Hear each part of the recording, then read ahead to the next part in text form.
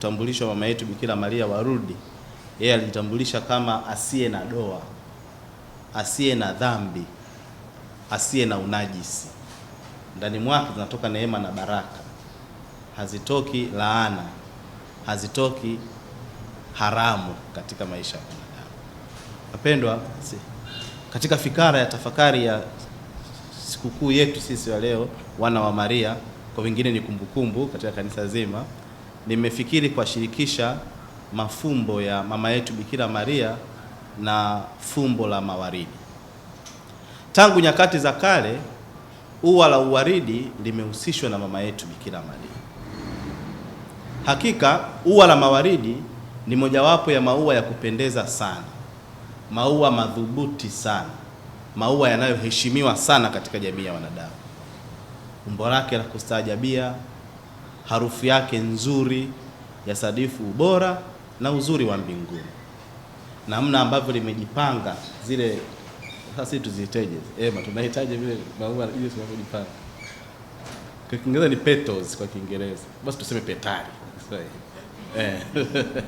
Namna zilivyojipanga, lakini katika mawaridi ni namna yenye mguso wa kipekee. Wababa wa kale wamehusianisha na fumbo la tumbo la uzazi la mama yetu Bikira Maria, jinsi lilivyojifunga na baadaye kutupatia zawadi ya kipekee ya neema ya mbinguni. Wapendwa, namna hii ya tafakari ya ua hili, jinsi lisivyokuwa na kifani, ndivyo ambavyo kanisa tangu mwanzo limemtafakari mama yetu Bikira Maria, mama asiye na kifani, ambaye daima alipowatokea watu wengi walishuhudia kwa neno hili moja: mwanamke mzuri sana, mwanamke mzuri ajabu, mwanamke mzuri wa kupendeza, mwanamke mwenye kung'aa sana.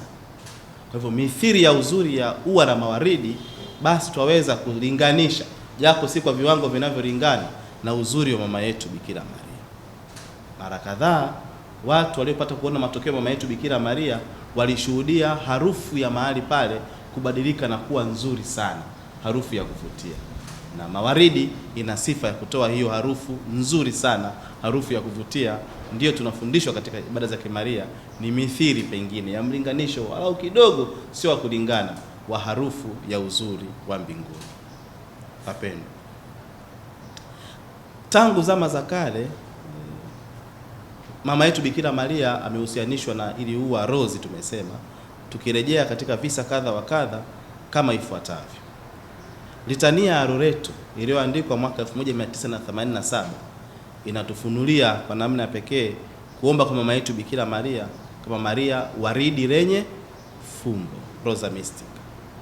Hata hivyo, heshima hii ya jina hili ilikuwepo tangu maisha ya mwanzo kabisa ya kanisa.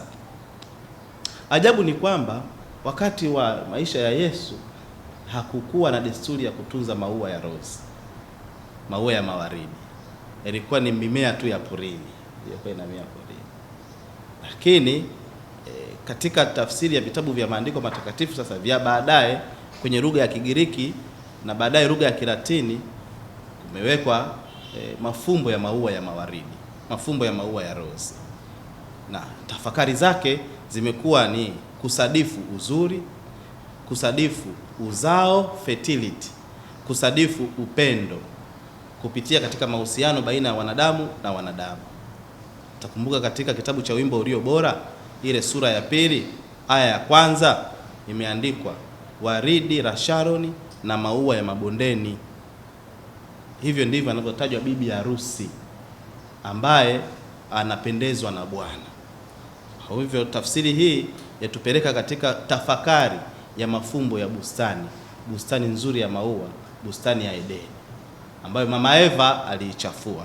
Bikira Maria anakuja kuitakasa. Wapendwa, kila mara tunapotafakari juu ya mafumbo haya, twakumbuka pia karne ya kwanza kabisa jinsi Wakristo wote wa magharibi na mashariki walivyomchukua mama yetu Bikira Maria na kumchora katika mahusiano na maua mbalimbali. Na daima ujio wake, ibada zake na kumkaribia yeye zilisadifiwa na maua yanayochanua. Vivyo hivyo wale wote waliokuwa imara katika imani, wafia dini, waungama, ambao kwa nguvu ya mama yetu Bikira Maria waliweza kukiri imani yao, Pia walisemekana kwamba ni maua aliyochanua na Mungu amechuma maua yake. Ni namna hii pia tunaeleza hata leo katika ibada zetu, anapofariki mwana mpendevu wa Mwenyezi Mungu aliyegusa maisha ya watu wengi, tunasema Mungu amechuma ua lake. Marafiki zangu wanahija wa Kibeo, kina Fotu na wenzake, kila mara wanapokutana wanaitana ua langu, ua langu, ua langu, ua langu, wakisadifu sadaka yao na kutoa wanayotoa kwa mama yetu Bikira Maria. Kumbe pasi na shaka yoyote, hawa mmoja wao anapata neema na baraka ya kufika mbinguni. Kilio chao na kauli yao inakuwa mama amechuma ua. Sisi wanautume wa Radio Maria ni maua yanayopandwa, nia na lengo ya chanua. Na kwa hakika kwa miaka 30 ya utume wetu hapa Tanzania, si wa kujivuna, Mungu ametujalia pengine tumechanua katika mioyo, macho na nafsi za watu wengi. Tusijivune. Ua linalochanua huwa linanyauka, ipo siku litakauka. Ua linalochanua linavutia, ipo siku litachumwa. Mwenyezi Mungu atusaidie kuona fahari ya kile ambacho tumetuma kufanya katika ulimwengu, na sio fahari kwa jinsi alivyotutuma, kutuumba na kutupatia nafasi ya utume huu tunaofanya. Mungu atusaidie sana. Mtakatifu Bernardo wa Clairvaux anapomtafakari mama yetu Bikira Maria, anafafanua mama yetu Bikira Maria kupitia mfano huo wa waridi, ambapo anasema ubikira wake uliwakilisha waridi lake jeupe na upendo wake kwetu inawakilisha waridi lake jekundu katika maisha yetu. Kumbe Mtakatifu Bernardo anatukumbusha kwamba namna ambavyo sisi tunavyozidi kujichangamana katika utakatifu, kuchangamana kuchota na kutumikia utakatifu, tunatoa sadaka, na sadaka yetu ndio ambayo inampendeza Mwenyezi Mungu. Mithili ya mama yetu Bikira Maria mwenyewe alivyomjibu Mtakatifu Maximiliano Maria Kolbe alipojihoji mimi ni nani, mama akampa jibu kwa maua hayo mekundu, ua jeupe na ua jekundu.